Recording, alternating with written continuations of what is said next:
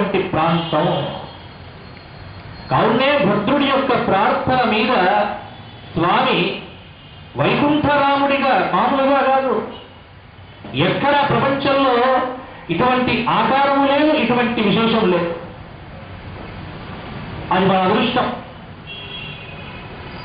శ్రీమన్నారాయణుడే వైకుంఠరాముడిగా శంఖచక్రములతో వామాంకమునందు ఆ జానకీదేవిని కూర్చుండబెట్టుకొని చక్కటి సాలగ్రామ శిలా రూపంలో మన దగ్గర ఇక్కడ అవతరించి నిలిచిపోయాడు స్వామి. కావున నాటి నుండి తెలుగు వారికి ప్రతి కుటుంబంలో రాముడు ఒక్కడైపోయాడు. మా రామయ్య అండి, మా రామయ్య. పడవలు వేసుకొని వచ్చేవారు కళ్యాణాలకు. ఇక్కడి నుంచి కాదు, యావత్ ఆంధ్రదేశం నలుదిక్కుల నుంచి వచ్చేవారు. అందుకే నేను అనుకున్నాను, మనం ఒకటి కోల్పోయాం. ఇప్పుడు తెలంగాణ రాష్ట్రం అయితే వచ్చింది, కానీ ఒక పదం కోల్పోయాం తెలుసా? మీరు విష్ణు సహస్రనామం చేస్తారు కదా, విష్ణు సహస్రనామంలో చానూరాంధ్రనిషూదనః అని వస్తుంది. ఆంధ్ర అనేటువంటిది విష్ణు సహస్రనామంలోనే ఉంది. మనకు ఎంత ఆంధ్ర అనేటువంటిది జాతివాచకంగా చేసేశారు, ప్రాంతవాచకంగా చేసేశారు. అసలు ప్రాంతీయ వాచకం కాదండి ఆంధ్ర అనేటువంటిది. తెలుగువాడు ఎవడైనా ఆంధ్రుడే, గుర్తుపెట్టుకోండి. ఇది యూనివర్సల్ వర్డ్. మనకేంటంటే మీడియా వచ్చి తర్వాత ఇంకోటి వచ్చి కన్ఫ్యూజన్ అయిపోయింది మొత్తం మనకంతా. ఇవాళ ఆ పదం అయితే కోల్పోయా. మరి ఇప్పుడు చానూర ఆంధ్రనిషూదనః ఎందుకు వచ్చిందబ్బా ఈ పదాన్ని చూస్తే భాగవతంలో చూపించారు. శ్రీకృష్ణుడి మీదికి యుద్ధానికి వెళ్ళినటువంటి చానూరుడు మన ఆంధ్రుడు, మన తెలుగువాడు. వీడి యొక్క జాతి తెలుగు జాతి. మహాభారతంలో కూడా మన తెలుగువారు కౌరవుల పక్షం ఉన్నారు, భారతంలో ఉంది. మనవారంతా ఎవరి పక్షంలో ఉన్నారంటే కౌరవ పక్షంలో ఉన్నారు. మొత్తం పాండవ పక్షంలో లేదు భారతంలో. తిరుపతి ఉంది చూసారా? ఇప్పుడు తిరుపతి మొత్తానికి మన రాష్ట్రం నుంచి పోయినట్టే కదా. కొన్ని కోల్పోయాం మనం. సరే, పోవడం అంటే మనస్సు నుంచి ఎక్కడికి వెళ్ళదు, కానీ ఆ పదం అనేటువంటిది ఇవాళ విష్ణు సహస్రనామంలో చెప్పినటువంటిది. అందుకే దీని మీద చర్చ జరగాలి. అది జరగలే. తెలంగాణ భాష అంటే భాషను మొత్తం పాడు చేశారు. వచ్చిండ్రు, పోయిండ్రు, తిండ్రు, ఇవేవి తెలంగాణ పదం కాదండి. ఇవేంటి అంటే దీన్ని ప్రచారంలోకి తీసుకొచ్చారు. అచ్చమైన తెలంగాణ భాష అంటే నేను చూపిస్తా, భాగవతంలో చెప్పబడ్డవే నిజమైన తెలంగాణ భాష. భాగవత భాష తెలంగాణ. పోతన యొక్క నుడికారాలు, చక్కటి పదాలు. భాగవతంలో ఎన్ని వందల వేల పదాలు నేను తీసి చూపిస్తా. అది తెలంగాణ భాష. స్పష్టంగా కొన్ని పదాలు ప్రత్యేకంగా ఇక్కడ ఉద్భవించాయి. ఆ పద సంపదంతా మనం కోల్పోయాం. చాలా వరకు మనకు తెలంగాణ అనగానే ఏదో భాషలో ఇది మాండలికం. ప్రతి భాషకు ఒక మాండలికం ఉంటుంది. ఇప్పుడు శ్రీకాకుళానికి ఒక మాండలికం ప్రత్యేకం, కాకినాడ గోదావరి జిల్లాలకు వెళ్తే ఒక మాండలికం. ప్రతి ప్రాంతానికి ఒక మాండలికం ఉంటుంది. దానికి మనకు బాల వ్యాకరణాన్ని సూత్రాల్లో కూడా చెప్పారు. ఏమని? లక్షణ విరుద్ధం బగు భాష గ్రామ్యం బగు అంటాడు బాల వ్యాకరణకర్త. లక్షణ విరుద్ధం బగు భాష గ్రామ్యం బగు. కాబట్టి జన లక్షణంలో లేనటువంటి గ్రామీణులు మాట్లాడుకునేటువంటి భాష ఇవాళ ఏమైపోయింది అంటే గ్రామీణులు మాట్లాడుకునేటువంటి భాషయే ఈ భాషగా అని మార్చేశారు. కానీ కాదు. సుస్పష్టంగా అలా వైకుంఠపురంలో నగరిలో భాగవతంలో తెలుగు యొక్క ఆ జిగేలు జిగేలు అనేటువంటి ఆ పదాల యొక్క కూర్పు, ఆ పదాల యొక్క తీర్పు మనం భాగవతంలో చూడాలి. తెలుగు భాష యొక్క విన్యాస వైభవం, తెలంగాణ భాష యొక్క ఆ దివ్యమైనటువంటి పరులైనటువంటి ప్రౌఢమైనటువంటి పదబృంభనం, ఇవన్నీ మనకు కనిపిస్తాయి. కావున మనం ఎప్పుడు కూడా దీని విధంగా అంటే మన సంస్కృతి, మన సంప్రదాయం, తరతరాలుగా ఉన్నటువంటి మన చరిత్రం, మన తాతల కాలం నాటి యొక్క మన పురాతనమైనటువంటి సంప్రదాయం, ఇవన్నీ మనం మర్చిపోకూడదు. అందుకే ఇక్కడ రామయ్య చూడండి, భద్రాచలంలో స్వామి అవతరించడమేమో తెలుగు వారికి ఒక ప్రత్యేకమైనటువంటి అనుబంధం ఏర్పడ్డది రామయ్యతో.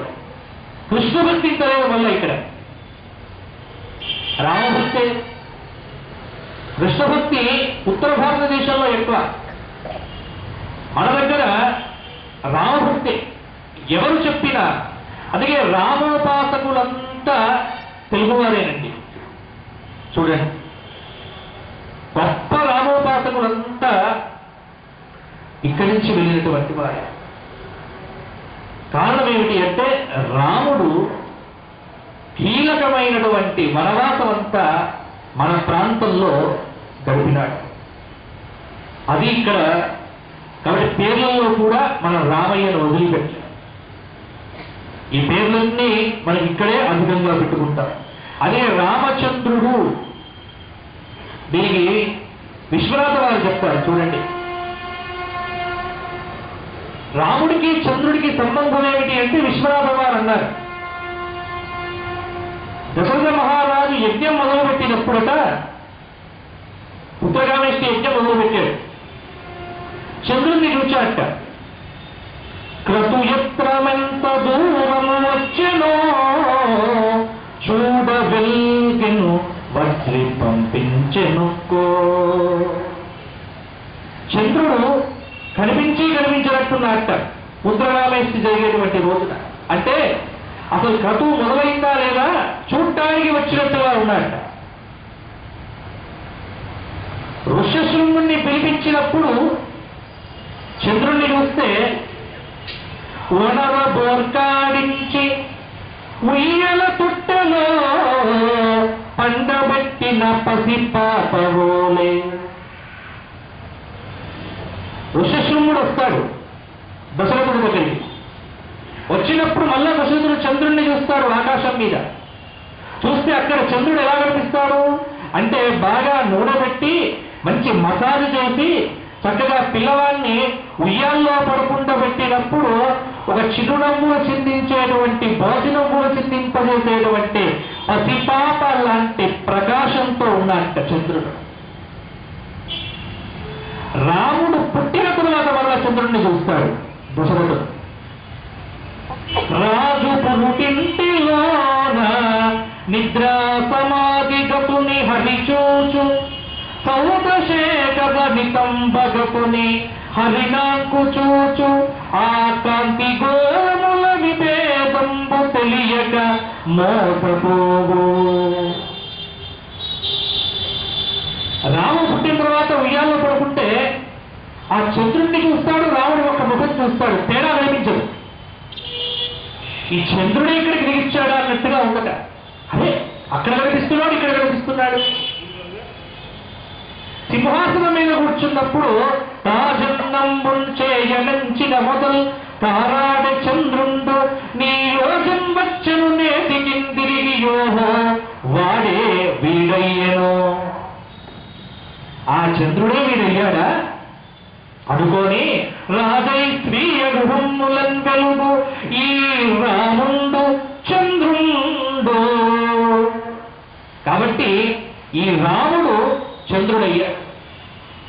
అందువల్ల నేను ఇక్కడి నుంచి పిలుస్తా ఏమిటి, రామచంద్రుడు అని పిలుస్తా అన్నాడు. రామచంద్రుడయ్యాడు అప్పుడు. ఇది విశేషం. కావున తెలుగువారి యొక్క పిలుపు రామచంద్రుడు అనే చక్కగా మనకు విశ్వనాథ వారు అందంగా చూపించారు. ఇక నిజానికి కల్పవృక్షం చెప్పుకుంటే చాలా బాగుంటుంది. ఎన్ని తెలుగునాట సంప్రదాయాలు చూపించాడో. మనకు మన ప్రాంతంలో దిష్టి తిప్పడం ఒక ఆచారం, పిల్లలకు తివ్వాలి తప్పకుండా.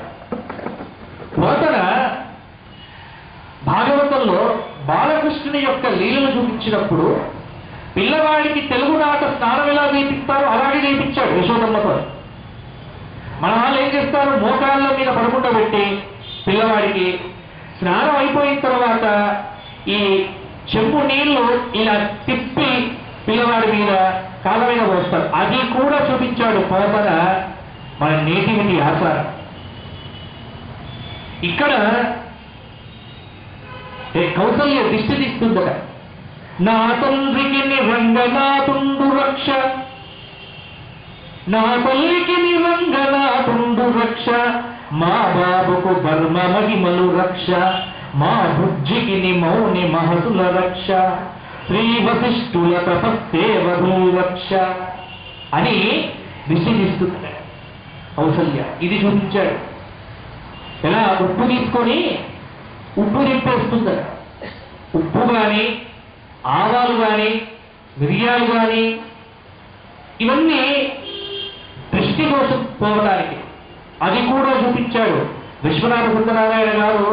రాముడికి ఈ ఆచారాన్ని వదిలిపెట్టలే. ఇంకా కాదు, అక్కడ ఆ కౌసల్యని ఎంత ప్రేమ అంటే కౌసల్యకు రాముడు అంటే,